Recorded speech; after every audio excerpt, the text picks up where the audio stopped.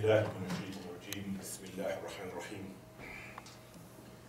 الحمد لله ثم الحمد لله الحمد لله عدد ما في السماوات والأرض وأفضل الصلاة وأتم التسليم على سيدنا ونبينا وحبيبنا ومولانا محمد وعلى آله الذين أذهب الله عنهم ورسل وطهرهم تطهيرا ورضي الله عن أصحابه الراشدين المباركين المنتجبين العادلين والتابعين لهم بخير وإحسان إلى يوم الدين وأما بعد ثم يقول الله عز وجل في كتابه الكريم بعد أن أعوذ بالله من الشيطان الرجيم يا أيها الناس إنا خلقناكم من ذكر وأنثى وجعلناكم شعوبا وقبائل لتعارفوا إن أكرمكم عند الله أتقاكم إن الله عليم خبير صدق الله العلي العظيم.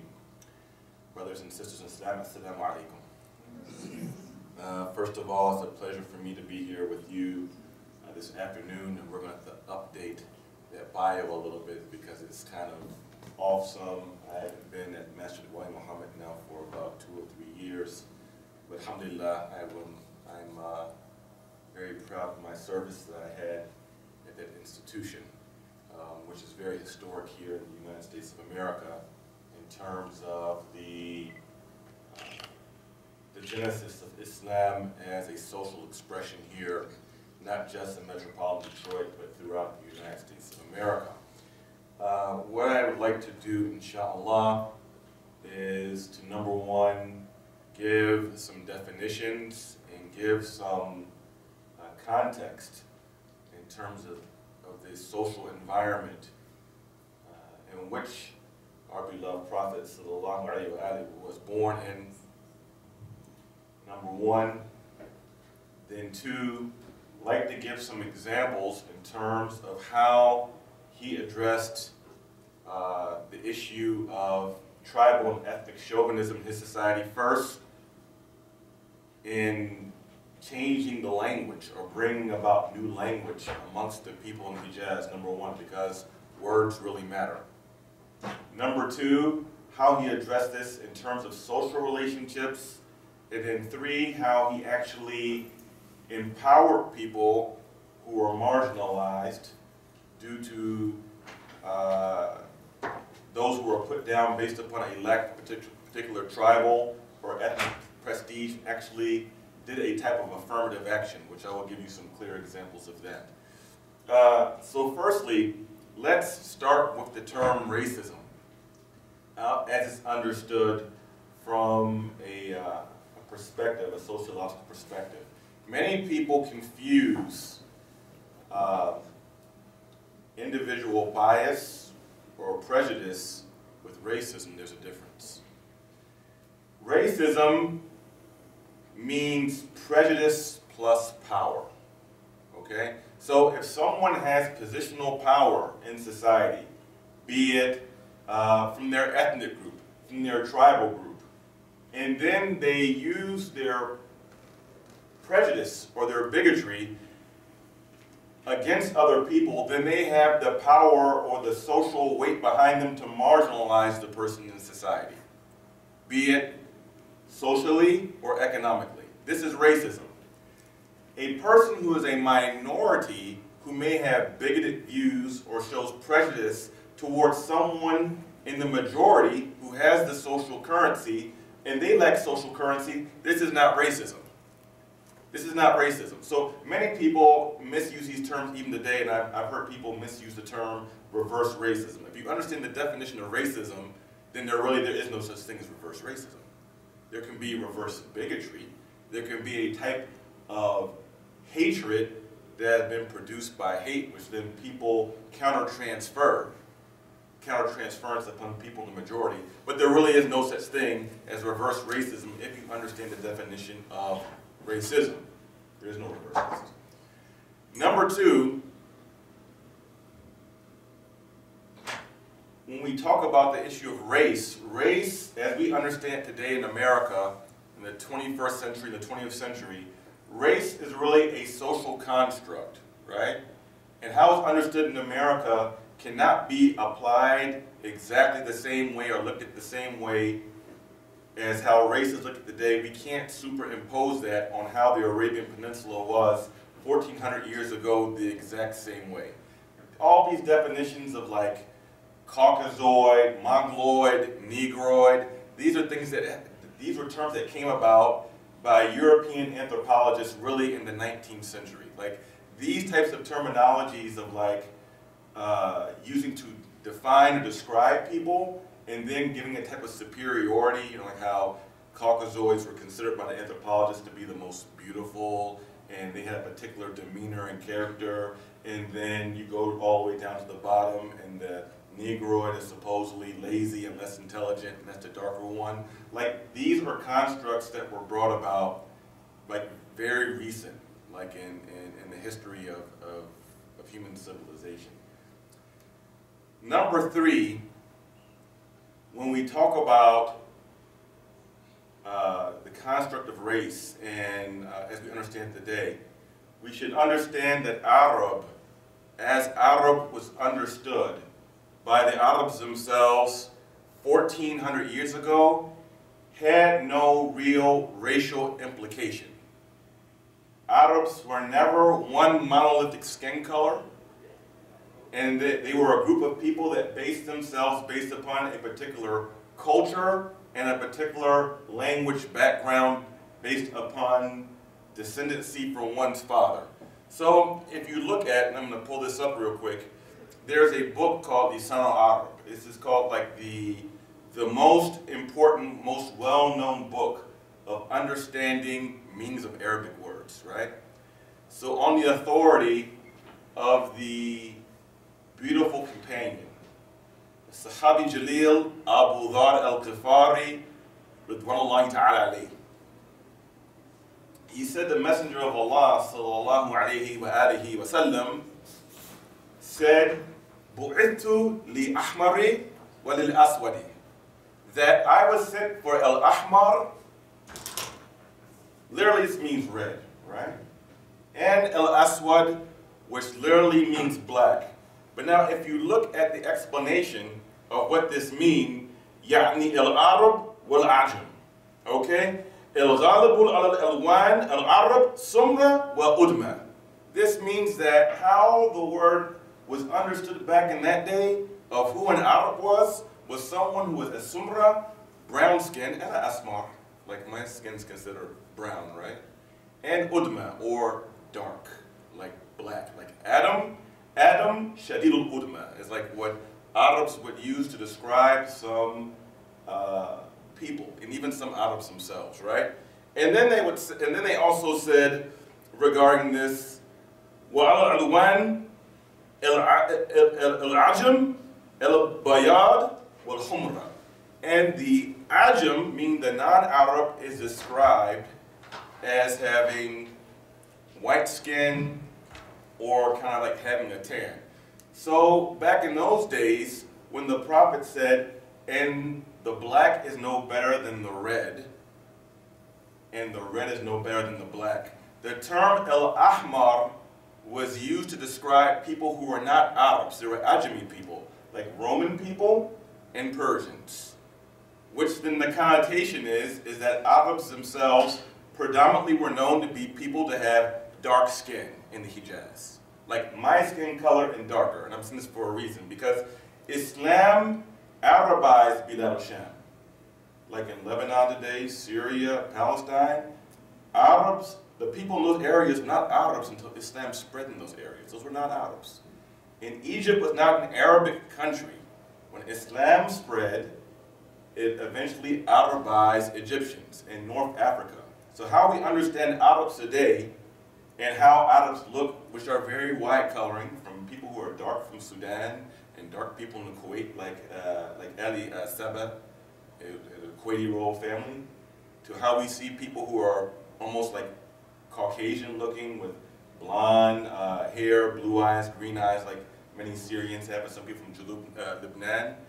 How we understand Arabs today and how they look,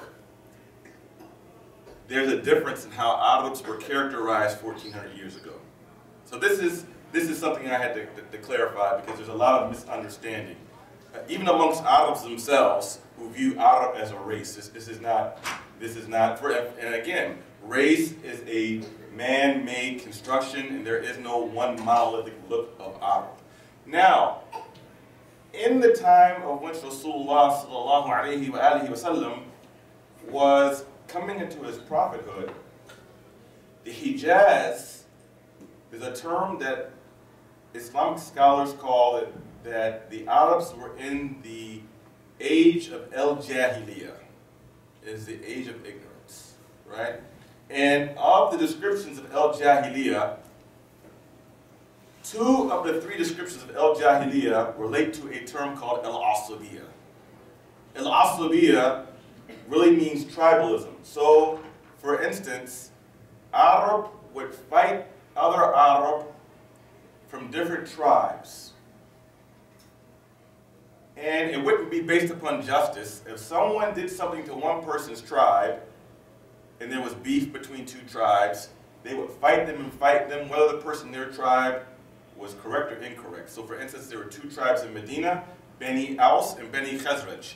They fought each other for so long that the grandchildren of Aus and Khazraj forgot why they were fighting to begin with. Like they forgot why they were hating each other, right? And it's also meant that no one from Aus would let their daughter marry anyone from Khazraj, and vice versa. You see? Another thing was relating to business, where they would give people from their own tribe one particular price, and then they would inflate or be involved in riba with people outside of their tribe. This is like 2 of the things that the Arab were known for. Now, I would also like to say that slavery took place also during this time in the Hijaz. But one thing I will say, and we can't confuse this with American style slavery, the Arabs were equal opportunity enslavers. So they enslaved other Arabs, they enslaved Persians, they enslaved Turks, and they enslaved Nubians and Ethiopians, or people from Nubia and Habasha or Abyssinia, which makes up Ethiopia and Eritrea today. So they were equal enslavers. So you had people who had the tribal background, or tribal, it was tribal hierarchy. At the top was Quraysh. This was the tribe of the Prophet ﷺ. And then you had different tribes, and people attached themselves to their tribe. Then they had the slaves, or abid. And at the bottom of the social hierarchy of the Arab society was abid al-Sud. It was the black slave. These were people at the very bottom of the social hierarchy amongst the Arab 1400 years ago. So now, when the Prophet ﷺ first came and began to disseminate his message, and he, for at least 1300 years, was having extreme difficulty in Mecca and had to make migration to Medina with a very small amount of followers. By the time he got to the city of El-Medina and people began to embrace Islam, he led a multicultural society. So he had people from various tribes, people who were from Quraysh and not from Quraysh, or different sub-tribes within Quraysh, like Bani Adi and Bani Zahra, different tribes, or sub-clans. Then there were, amongst him, he had many of the muhajirin, or immigrants. Many of them were poor, many of them were ex-slaves, and many of them were not Arabs, like Bilal, like Salman al-Muhammadi, or Salman from Persia, Khabab, Mihja, who was the first martyr at Badr. These people were many of his early followers used to keep company with. So, relating to changing nomenclature or language. So as I mentioned, that the Arab at that time would use the word abid to refer to these people, right? And unfortunately, some Arabs today still call black people abid, right? So they use the word abid. So Rasulullah sallallahu alayhi wa sallam did a command.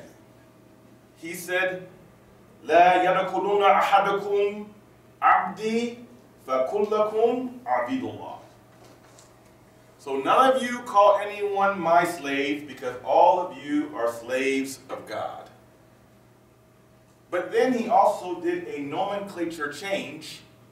So what should you call these people who used to be slaves or free from slavery? And you will read this in the Islamic history books.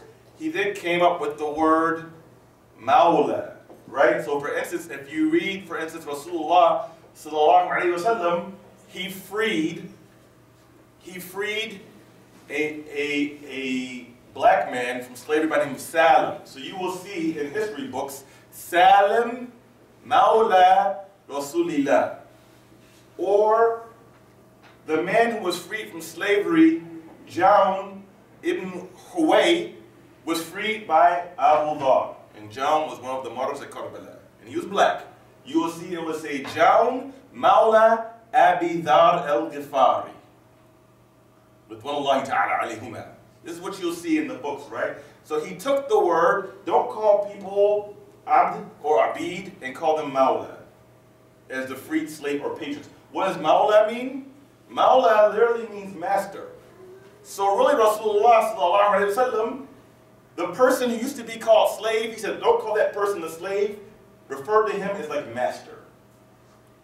This is beautiful. Like he literally did a name change of trying to change the nomenclature. We have another story about how he checked some or two of his wives of using racist language. Now this relates to marriage. Now, one of the Prophet's wives, sallallahu alayhi wa sallam, was called Sophia. Sophia came from a Jewish tribe. So this was like an inter-ethnic marriage, right? Sophia came from a Jewish tribe. So it's narrated that two of his wives, who were from Quraysh, now keep in mind, she came from Jewish background. Quraysh was the baller tribe of the Arabs, right? So two of his wives were from Quraysh that made fun of Sophia. This was Aisha and Hafsa. Aisha, the daughter of Abu Bakr, Hafsa, the daughter of Umar al-Khattab. They used to call her Yahudiya bint Yahudiyin. But she was a Muslimah. She accepted Islam. But she came from a Jewish tribe. So they would call Mu'mineen Sophia, radiallahu anha, they would say, Jew girl, daughter of the Jews, trying to put her down. In that hadith, it says that she was hazina. She was grieved. She came to Rasulullah Adam sallallahu alayhi wa sallam crying. Because two of the wives were making fun of her, making racial or like racist, saying racist things to her, making fun of her, mocking her, right? So Rasulullah Adam told her to say, tell Aisha and Hafsa, Inna Abi Harun, wa Inna Ammi Musa, wa Inna Zawji Muhammad. Tell Aisha and Hafsa, say, Inna Abi Harun. My father is the prophet Aaron, and my uncle is the prophet Moses, and my husband is Muhammad sallallahu alayhi wa sallam. You see? There's another story of a companion who got into an argument with Bilal. And he said to Bilal, Ya ibn Sauda, oh, you son of a black woman. This was a true statement. Bilal's mother was black. But this was meant to be a racial put-down. When Rasulullah sallallahu alayhi wa sallam heard about this, he said to this person, you still have some of the traits of El Jahiliyyah in you. So when he heard the racial put down, Rasulullah just didn't put up with it. He just didn't turn a blind eye to it. He addressed it head on right then. Because he was the most just of the people, he would never allow for injustice for people from a marginalized group to be put down from people from the majority due to racism. He attacked it head on. The second thing is in social relationships. In Medina, we're talking about multiculturalism. He came up with a brotherhood and sisterhood compact amongst the Muslims. This means that he made one Muslim man the best friend of another Muslim man to check in with. Other times he would make a Muslim woman be best friends of another Muslim woman. Sometimes there were people who were both muhajirin from different tribes. Other times it would be a muhajir with an ansari. So for instance, Zayd bin Haritha, who was the young boy who grew up in the house with the Prophet ﷺ, who was freed from slavery, was made the brother of Amr Rasulillah Hamza in Medina. Bilal, whose mother was African, who used to be a slave, who was poor, he was paired up and made best friends with Abu Darda, who was from Medina, who was Arab, and who was a businessman. So this was the way through social relationships that he took the Arab and the non-Arab, someone from Mecca and someone from Medina, to establish friendships and social relationships, to visit each other, to eat with each other, to try to break up the tribalism amongst the Arab in the Hijaz. This was a proactive step that he did. And then we also know in this brotherhood, sisterhood compact, after everyone was paired up, there was one person who was left last, which was Amir al-Mu'mineen Ali ibn Abi Talib, sallallahu alayhi, was left behind. And Rasulullah sallallahu alayhi wa sallam said to Ali ibn Abi Talib, Anta akhi fi dunya wal akhirah. You are my brother in this life and in the next life. This is narrated in the books of Ahlul Sunnah. Anta akhi fi dunya wal akhirah.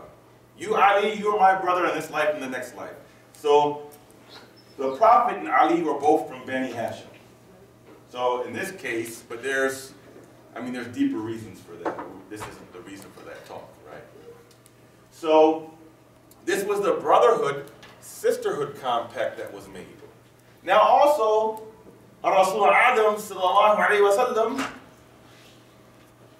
he also, to try to break up the tribalism and the racism amongst the Arabs, he promoted inter-tribal and inter-ethnic marriages amongst his companions. So I mentioned he did it firstly with himself. He married women from different tribes, including Umm Safiya, who came from a Jewish tribe. So he himself had a wife who wasn't Arab. She came from Jewish family, but she became Muslim. Another story is one of the great companions by the name of Al-Miqdad ibn al-Aswad. Miqdad ibn al-Aswad, Miqdad ibn Amr is his real name, but he's called Miqdad, the son of the black. Miqdad ibn al-Aswad. He one day went to a companion to marry his daughter. This companion was the Bill Gates of the companions. He was the richest. He was like a billionaire of the Sahaba. His name was Abdurrahman ibn Auf. Abdurrahman ibn Auf. He went to Abdurrahman ibn Auf, who was Arab, and ibn al-Aswad went to Abdurrahman ibn Auf the Muslim way and went to go and said, "Can I marry your daughter?" It said that Abdurrahman ibn Auf's face changed and he got angry and turned red because Dad ibn Amr asked for his daughter. Rasulullah sallallahu alayhi wa sallam was then received by Al-Miqdad, who was again hazin. He was grieved because this companion turned him down because he wasn't from his tribe, you know. Miqdad ibn al-Aswad. Rasulullah asked him why he was crying. He relayed the story that Abdullah ibn Auf dissed him and wouldn't give him the time of day and got angry because he asked to marry his daughter. And Rasulullah told him not to worry, that he would marry him off, and he married him to his first cousin named Duba'a bint Az-Zubayr. Az-Zubayr was one of the uncles of Rasulullah who did not accept Islam, but his daughter Duba'a accepted Islam. So he married Al-Miqdad ibn al-Aswad to one of his cousins, his first cousin from Bani Hashim. See, the Prophet just didn't talk the talk, he walked the walk. وَإِنَّكَ لَعَلَىٰ خُلُقٍ عَظِيمٍ. Allah Azza wa Jalla said He established him upon the best, most mighty character. He just didn't talk the talk, he walked the walk. Another story is that Bilal did later, after this, Abdul Rahman ibn Auf did later learn his lesson, I suppose, and he allowed his sister to marry Bilal. But also during this was another time, another story, the hadith, that's narrated. Some of the scholars say it's mursal, meaning there's a break between the tabi and the sahabi to go to him. But nonetheless, we will relay the story because many scholars have mentioned this story. There was a group or a tribe called Bukair, Bani Bukair, in the Hijaz. And they came to Rasulullah sallallahu alayhi wa sallam and said, do you have someone for one of our sisters to marry? فقال النبي صلى الله عليه وآله وسلم أين أنتم عن بلال? Where are you at regarding Bilal? The men from Bani Bukair turned around and left. They didn't like that suggestion because Bilal was black and an ex-slave. They didn't want to marry their sister off to Bilal. They came back later a second time. Do you have someone to marry one of our sisters, O Messenger of Allah, the same girl? فقال النبي صلى الله عليه وآله أين أنتم عن بلال? Where are you at regarding Bilal? The men turned around and left again. Now these are Muslims. These are Sahaba. These are Sahaba. They turned around and left.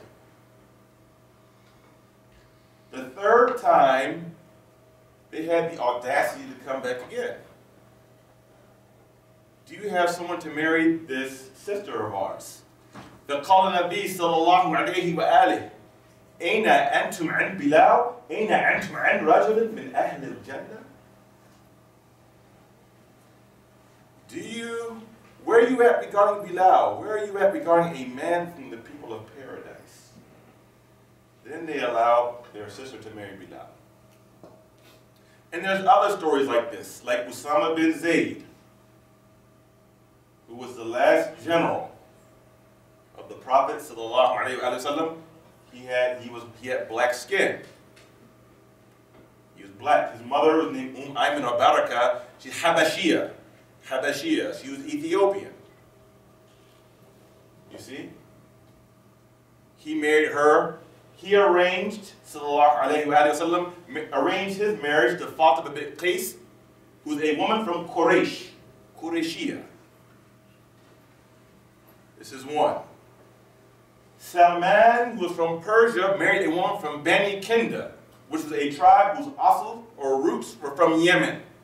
So Salman, who was from Persia, married a woman whose roots were Arab and roots were from Yemen. And you'll see, basically, amongst the Sahaba, the men who are not Arab, basically every single one of them who was not Arab had an Arab wife. And these marriages were arranged through the hand of Habibullah Muhammad sallallahu alayhi wa sallam. So look at this social paradigm that he was changing. From a group of people, forget about an Arab marrying another Arab. They wouldn't allow each other to marry outside of their tribe, much less a Persian or a Nubian or an Ethiopian, right? But Rasulullah sallallahu alayhi wa sallam did this because in the Arab culture, in the society, when you marry one family or one tribe to another, it's like you become one family. Then you're not supposed to fight with each other, right? You've solidified a social relationship, a sacred relationship through family. So this was part of what he did in his generation. And we also see this even with his family and descendants. When Fatima al-Zahra, salawatullahi alayha, passed, Ali ibn Abi Talib married a woman who gave birth to a son by the name of Muhammad ibn al-Hanafiyyah. Muhammad ibn al-Hanafiyyah. Who was the mother of Muhammad ibn al-Hanafiyyah? Kanat Sindiya Sauda. She was a woman who was Sauda. She had black skin and was from Sind, is an area, say, India. Okay? So Amir al-Mu'mineen had a wife who was Desi, who was South Asian. She was not Arab. Right? And then if you go and see some of the other people, the mother of Imam Musa al-Qadhim, she was African. If you look at the description of him, Kana al-Imam Musa al-Qadhim aswadul lawn. Aswadul lawn. See, he had black skin. I have asmarul lawn, like in classical Arabic language. Like I'm considered a black American according to the social construct of blackness in America. According to the Arabic language, I am not black. My teacher, Sheikh Ali Suleiman Ali, he's black. If you know him, he's black. He's dark. I don't know. Have you know Sheikh Ali? Sheikh Ali is black. He's from Ghana. Like he's a pure African. He's dark, right? And Asma. You see? So we have to understand this. But this, see, and again, I say this that Rasulullah sallallahu alayhi wa sallam, he just didn't talk the talk, he walked the walk. Now, empowerment. You know, back in those days, the people who had the status or had the most important positions in the Hijazi society wasn't based upon merit, it wasn't meritocracy, it was based upon nepotism, based upon your tribal hookup, your tribal relationship, right? So what he did, Rasulullah sallallahu alayhi wa sallam,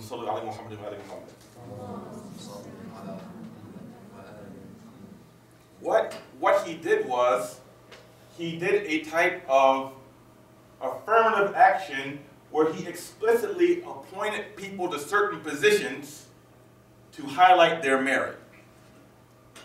One of these people is Bilal, who he gave a title to Sayyidul Mu'adhdhineen. He is the master of those who call the adhan, who call the people to prayer. And he sallallahu alayhi wa sallam said, Khairu Sudan thalatha. Bilal wa Luqman wa Mihja'. Bilal, Luqman alayhi salam is a chapter named after him in the Quran, because he was black. And then Mihja' was the first martyr at Badr, who was black, who was a man who was free from slavery from Umar al-Khattab. So first what he did was he appointed him in Medina. He gave him two appointments. First, he was appointed Khazin Bayt al-Mal. So Bilal was the one who was over top of running the treasury of the Muslims, who would collect the zakat and would hold the zakat. And there's a hadith about this. He would collect the zakat and he would keep it and look after the zakat under the authority of Rasulullah sallallahu alayhi wa sallam. This is a very big position. He basically was the one gathering the money for the ummah. Khazin Bayt al-Mal. The second one is, he was the first mu'adhin in Islam. There is some hadith, and some of the hadith scholars question the authenticity of it, but I'm going to relay it anyway. It said that Bilal had a speech impediment. So instead of saying, Ashhadu an la ilaha illallah, he would say, Ashhadu an la ilaha illallah. Instead of saying, Ashhadu anna Muhammadan Rasulullah, it said that he would call it there and say, Ashhadu an Muhammadan Rasulullah. So he would pronounce the letter Sheen like Seen. So some Arab complained, like, why you had this guy calling the adhan? Oh, he can't even pronounce it right. He's saying the Sheen like Seen. Rasulullah Adam sallallahu alayhi wa alayhi said, surely the Seen with Bilal is a Sheen with Allah.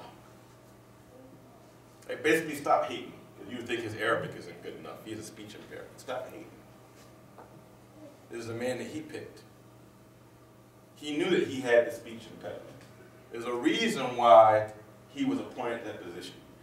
In the story called Fath Mecca, when the Muslims who were driven out of Mecca returned back to, from Medina back to Mecca, Bilal had two honors that none of the companions had that day. The first then, when Rasulullah sallallahu alayhi wa sallam went into the Kaaba to cleanse the idol gods and the pictures of the Kaaba, the man that he took in the Kaaba with him was Bilal. The man who used to be in Mecca, who used to be persecuted, who used to be tortured, who used to be called names. That was the man who went to the Kaaba. Then after the cleansing the idols out of the Kaaba, it was then fit to pray there. And then Bilal was the only person in history when Rasulullah sallallahu alayhi wa sallam commanded him to climb on top of the Kaaba and call the adhan. This was the focal point of the life of the Arab, even in Jahiliyyah. Because the different Arabs would come to Mecca to do pilgrimage at the Kaaba, and also Mecca was the center of business. People would come all the way from Yemen, all over to come to the Kaaba. So the pride of the Arabs, this ex-slave with black skin, was calling the adhan. And there were three men, it's narrated, who were staying there. One man who was out saying, I thank God my father didn't live to see this day. Another man said, and these were three men, one of them was Abu Sufyan. The second man was, he said, could not Muhammad find someone else to honor than this Ghurab al-Aswad? Ghurab in Arabic means black crow. Ghurab al-Aswad. Ghurab al-Aswad. And then from that, this is when Rasulullah sallallahu alayhi wa sallam recited an ayah of the Quran for the first time, which I started off reciting and our brother recited. Ya ayyuhan nas, O people, inna khalaqnakum min dhakarin wa untha. Surely we have created you from a single male, single female. وَجَعَلْنَاكُمْ شُعُوبًا وَقَبَائِلًا لِتَعَارَفُوا. And we made into different nations and tribes that you may get to know one another. إِنَّ أَكْرَمَكُمْ عِنْدَ اللَّهِ أَتْقَاكُمْ. And the most honorable of you with God are those of you who are the most God conscious. Not whether you're an Arab, not whether you have lighter skin, not whether you call the adhan better than someone else because your pronunciation is better. Who was better? Bilal or Abu Sufyan and those people right there at the Kaaba who were making fun of him? Bilal was better. This was the symbol. This was the sign that was said that day. It said that when Rasulullah sallallahu alayhi wa sallam died later on in Mecca, this was the most grievous time for the Muslims. The people in Mecca cried and wept in sadness. And after this time, Bilal no longer called the adhan. He never called the adhan for Abu Bakr. He left and went to Bilal Sham, modern-day Syria. It's narrated in one tradition that Bilal had a dream. And in the dream, who came to him? Rasulullah sallallahu alayhi wa alayhi. And he said to Bilal, "Oh Bilal, why have you not come to visit me?" Bilal started to cry, and he went immediately. He told his wife goodbye, who was Arab. He left Syria and went to Medina. And he went to the grave of Rasulullah sallallahu alayhi wa sallam. He began to cry. And two men then met him at the grave, Al-Hassan wal-Hussein. Al-Hassan wal-Hussein, the grandsons of the Prophet sallallahu alayhi wa sallam, asked him to call the adhan. And this was the next time when Bilal called the adhan through the requests of the two men who most resembled Rasulullah sallallahu alayhi wa sallam, because it's narrated that no one looked more like Rasulullah sallallahu alayhi wa sallam from the waist up than Al-Hassan, and no one looked more like him from the waist down than Al-Hussein. So Al-Hassan and Al-Hussein together embodied and reflected Rasulullah sallallahu alayhi wa sallam. And this is in the hadith of Ahlul Sunnah, by the way. This isn't just tashayur. I know some people here are Sunni saying, why are you narrating the Shia hadith? This is in the books of Ahlul Sunnah. He called the adhan, and it said that when Bilal called the adhan, the people came, and as if they thought that the Prophet himself had come back to life, and then they cried no more that day. The people of Medina were heard crying that day, not since the death of the Prophet sallallahu alaihi wasallam. But look at how Bilal started to that day and the honor and the people who came. When simply hearing his voice, the people were reminded of the Prophet himself in the glory days of the Prophet. Another is another non-Arab who he honored at a battle called, or an expedition called Khandaq, means ditch. This word actually has a origin in Farsi or Persian. It's also called Ghazwatul Ahzab, the Confederates. This is when the people were laying siege on Medina, and there actually were some people who turned hypocrite and traitor and traded against the Sahaba, and they started to fight with the enemies of the Sahaba. So when they were thinking about a battle strategy, the companion from Persia by the name of Salman, Ridwanullahi ta'ala alayh, he said, why don't we dig a ditch around the perimeter of Mecca so that when these people come with their horses and they come to fight, that we can slow them down and use this as a barrier. Rasulullah sallallahu alayhi wa sallam honored Salman and took that advice. And God, Allah Azza wa Jal, granted victory to the Muslims through the suggestion and battle plan of a Persian, not an Arab. After the victory, فَقَالَ النَّبِيُّ صَلَّى اللَّهُ عَلَيْهِ وَسَلَّمَ Salman minna Ahlul Bayt. Salman minna Ahlul Bayt. Salman is from us, the Ahlul Bayt, from the people of my household. Salman was not Persian. Salman was not Arab. He was Persian. And Salman used to be a slave. He used to be a slave. But look how Rasulullah sallallahu alayhi wa sallam honored Salman. He could have taken other suggestions of the strategy to deal with it that day, but he took the suggestion of Salman. Well, these are some ways, dear brothers and sisters. I've spoken now for like 45 minutes, and I can stop for questions, but these are some of the ways in which Rasulullah sallallahu alayhi wa sallam proactively tried to dismantle the tribalism and the racism amongst the Arabs 1,400 years ago. And if it worked back then you know it should work today if we take some of these same lessons and follow these examples. right? The Quran says, "Kul in kuntum tuhibbunallah fattabi'uni, yuhibbukumullah."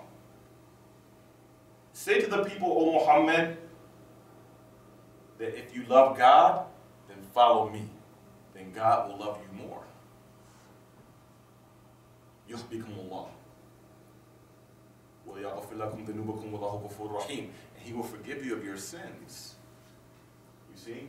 So we think about, many of us want to simplify or think about following the Prophet as just, how we pray, what hand we eat with, if we're eating halal or dhabiha meat. You see what I mean? If a brother has lahya, beard, we want to simplify following him in that stuff. And it's important, right? But when it comes to the broader things outside of rituals or particular dress, of following the Prophet in our social interactions and dealings with each other as Muslimin, then somehow or another we seem not to give as much attention to that as to what I call libas al-Islam, right? So we forget about ruh al-Islam and we get fixated on libas al-Islam, beards, hijab. We kind of get off track a little bit.